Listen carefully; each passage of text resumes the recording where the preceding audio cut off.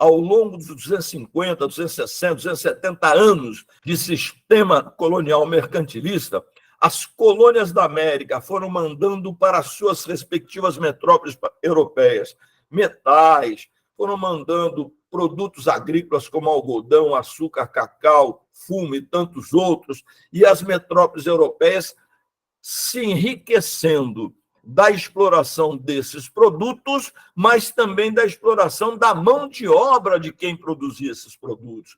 Então, através do tráfico negreiro, da exploração das riquezas naturais ou que foram produzidas aqui na América, como açúcar que veio de fora, e também da exploração da mão de obra desses trabalhadores escravizados, ou da mita, ou da encomenda, enfim, vai ocorrendo uma acumulação primitiva de capital que vai crescendo ao longo das décadas, dos séculos, e depois de 250, 260 anos, a Europa já tem uma fortíssima acumulação de capital. Uma forte acumulação de capital produz um novo sistema, o capitalismo. O país que melhor acumulou o capital, como nós sabemos, foi a Inglaterra. E por isso mesmo a Inglaterra foi o primeiro país europeu a passar pela Revolução Industrial.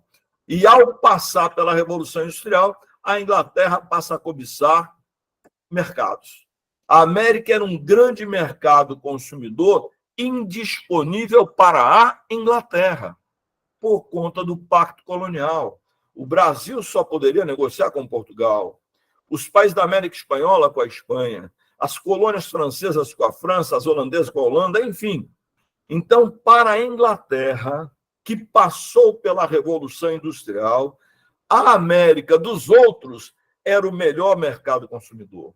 A Inglaterra precisa acabar com o pacto colonial. A Inglaterra precisa acabar com o sistema colonial para que ela transforme toda a América em seu mercado consumidor. Acontece que, nesse cenário, além da Revolução Industrial, que leva a Inglaterra a procurar mercados, a Europa está passando por outras revoluções, chamadas genericamente de burguesas. No campo político-ideológico, o liberalismo, o iluminismo; no campo econômico, o liberalismo econômico. Essas ideias que nascem na Inglaterra, o liberalismo econômico com Adam Smith, o liberalismo político com John Locke, e que vão chegar ao seu momento máximo na França com o pensamento iluminista, Rousseau, Voltaire, Diderot, D'Alembert, enfim, os grandes pensadores iluministas. Essas ideias do conjunto das revoluções burguesas são ideias que se contrapõem ao domínio absolutista na Europa e que se contrapõem ao sistema colonial na relação Europa e América. Deixa eu pontuar mais uma vez para ficar bem claro. O pensamento liberal e o pensamento iluminista, eles condenam o absolutismo e condenam o mercantilismo praticado pelos estados absolutistas europeus. Ao condenarem o absolutismo na Europa e o mercantilismo praticado pelos europeus, eles estão, por tabela, condenando o domínio colonial mercantilista sobre a América, condenando o sistema colonial mercantilista, condenando o pacto colonial. E a Inglaterra é a maior interessada nessa condenação. A Inglaterra quer acabar com o sistema colonial, com o pacto colonial. Esse conjunto de mudanças que ocorre na Europa, associado às transformações que estão ocorrendo na própria América, acaba produzindo os movimentos separatistas. Os primeiros movimentos separatistas acontecem ainda no final do século XVIII.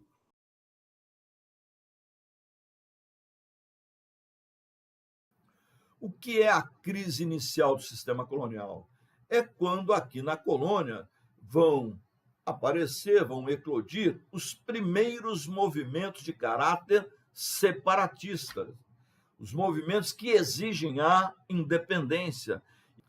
E os primeiros movimentos separatistas que ocorreram aqui na colônia foram a Inconfidência Mineira, de 1789, a Conjuração Baiana, de 1798, e já no início do século XIX, já no período joanino, a Revolução Pernambucana, de 1817. Esses três movimentos separatistas tiveram 6 pontos em comum. Primeiro, eram movimentos separatistas pela independência, revoltas anticoloniais. Segundo, esses movimentos, esses três movimentos foram inspirados nas ideias liberais, nas ideias iluministas, as ideias de Montesquieu, de Rousseau, de Voltaire, de Adam Smith, alimentam esses movimentos. Ao mesmo tempo, esses movimentos eram republicanos, inspirados na independência dos Estados Unidos de 1776. Esses três movimentos, Inconfidência Mineira, Conjuração Baiana e Revolução Pernambucana, pretendiam fazer a independência, a separação em relação a Portugal e imediatamente proclamar a República. Uma outra coisa interessante é que os três movimentos tiveram a presença da maçonaria. A maçonaria está muito forte em todos os movimentos separatistas aqui da América colonial. A maçonaria está fortemente presente na independência dos Estados Unidos, na independência das colônias espanholas e aqui, já nesses movimentos, nesses primeiros movimentos separatistas. Na Inconfidência Mineira, alguns maçons participaram. Já na Conjuração Baiana, existia uma loja maçônica, a primeira loja maçônica do Brasil, a loja Cavaleiros da Luz. A participação na maçonaria na Conjuração Baiana já foi mais incisiva, já foi mais marcante. E depois, na Revolução Pernambucana, aí a presença da maçonaria é imensa, praticamente toda a liderança. Um outro aspecto interessante é o seguinte: esses movimentos eram movimentos nacionalistas, porque eles eram separatistas, eles queriam a independência. Se eles queriam a independência, eles queriam formar uma nação. Eles queriam construir uma nação independente, então eles são nacionalistas. Minas Gerais seria uma nação independente. A Bahia, a República Baiense, seria uma nação independente. O Nordeste, independente de Portugal, uma nação. Então são movimentos nacionalistas. Contudo, considerando que nós contamos a história com os olhos do presente, olhando para o passado, esses movimentos eram regionalistas. Considerando o atual mapa do Brasil, cada um desses movimentos ocorreu em uma região do Brasil, em uma parte do Brasil. A Inconfidência ficou restrita a Minas Gerais, a Conjuração ficou restrita à Bahia e a Revolução Pernambucana a algumas províncias do Nordeste brasileiro. São, portanto, do ponto de vista dos objetivos, nacionalistas, querem formar um novo país independente. Mas do ponto de vista da atuação concreta, considerando o que hoje é o Brasil, são movimentos regionais que aconteceram apenas em uma parte do que hoje é o Brasil. Um outro traço comum é que os três movimentos foram derrotados, com a diferença de que a Revolução Pernambucana de 1817 chegou a se constituir num Estado independente. Por cerca de 3 meses, o Nordeste brasileiro, liderado por Pernambuco, se separou do Reino Unido do Brasil, Dom João VI, e se separou de Portugal. Contudo, os três movimentos foram reprimidos, foram derrotados. Vamos então pegar as especificidades da Inconfidência Mineira.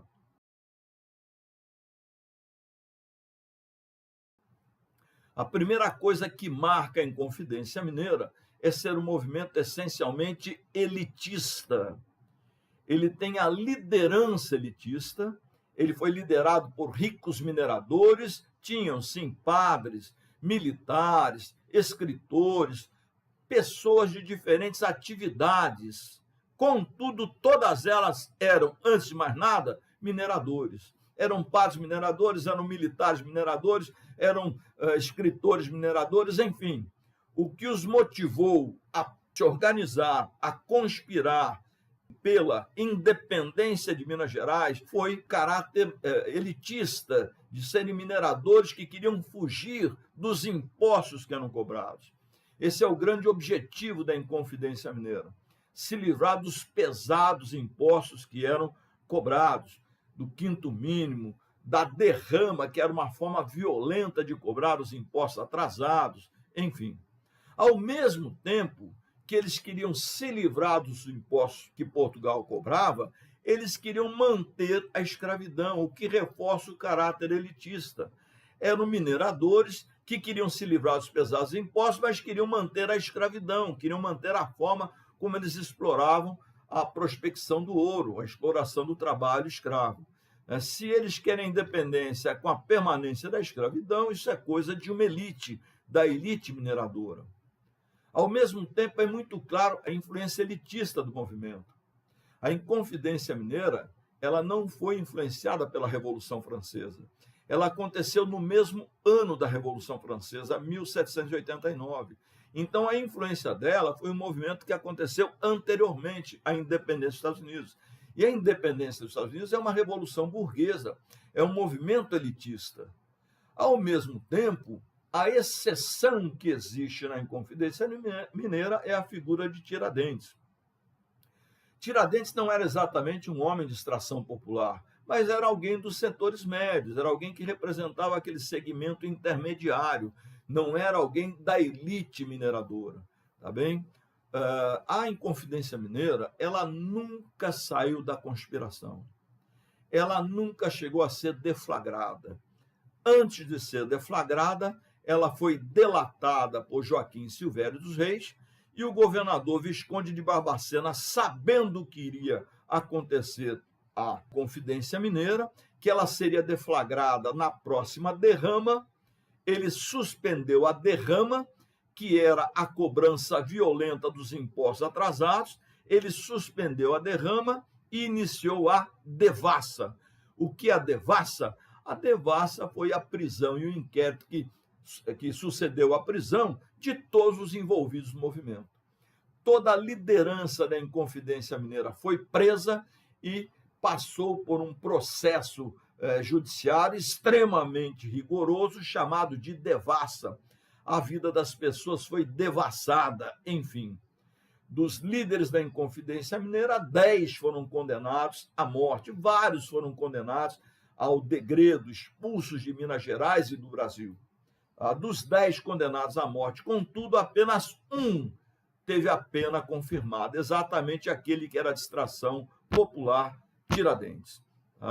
2 acabaram morrendo. Cláudio Manuel da Costa também morreu na prisão, sob tortura. A morte dele não foi resultado de um julgamento, de uma pena, não.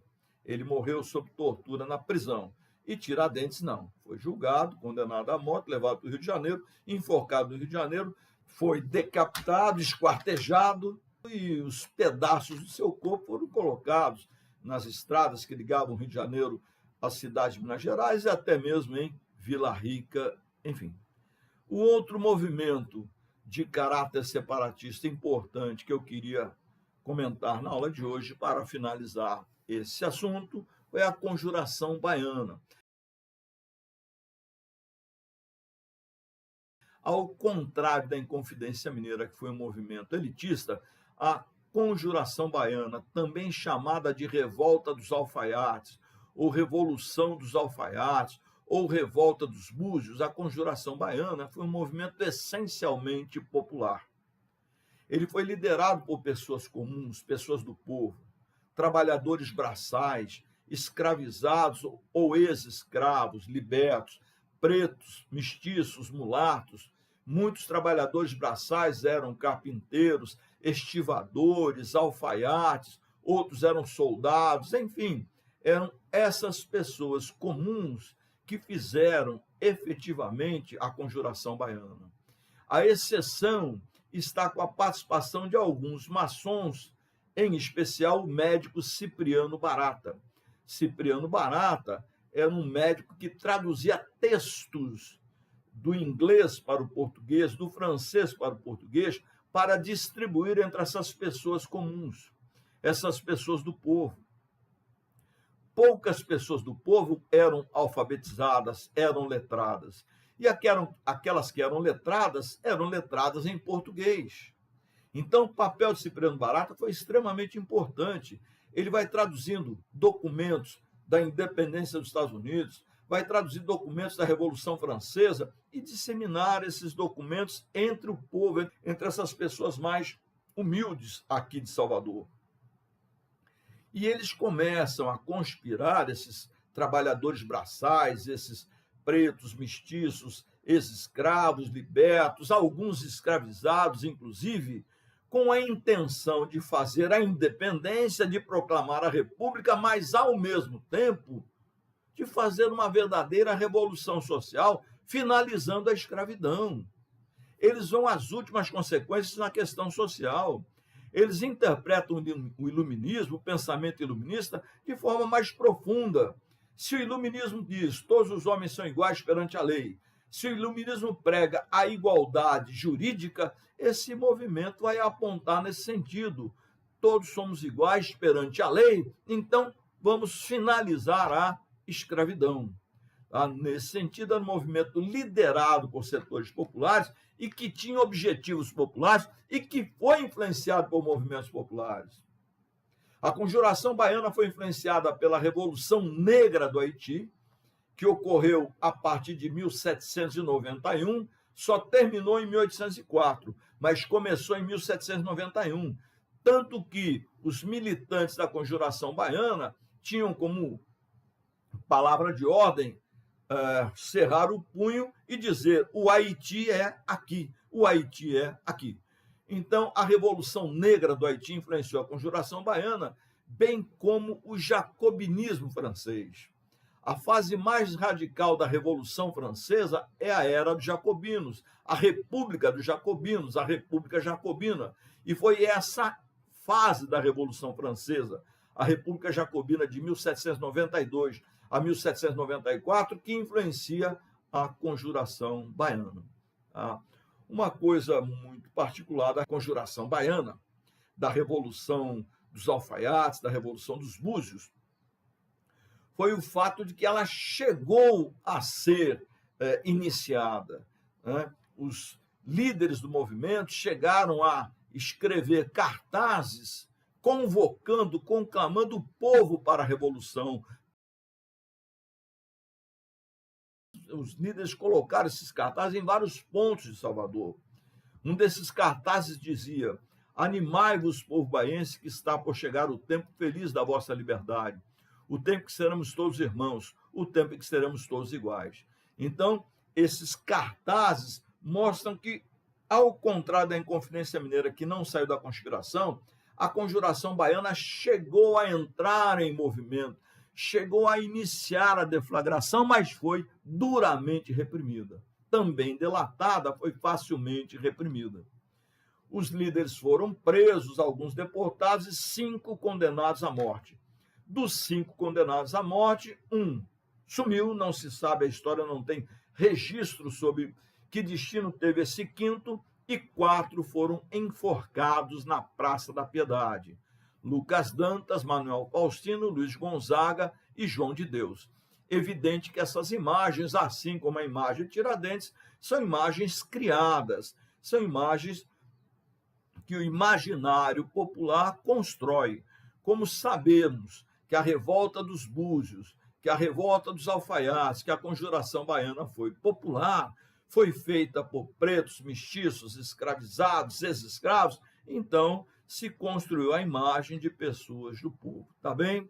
Então a gente encerra aqui os movimentos separatistas do século XVIII, lembrando que, depois dessa crise inicial do sistema colonial, veio a crise final do sistema colonial, que é o período joanino. É no período joanino que o Brasil vai deixar de ser colônia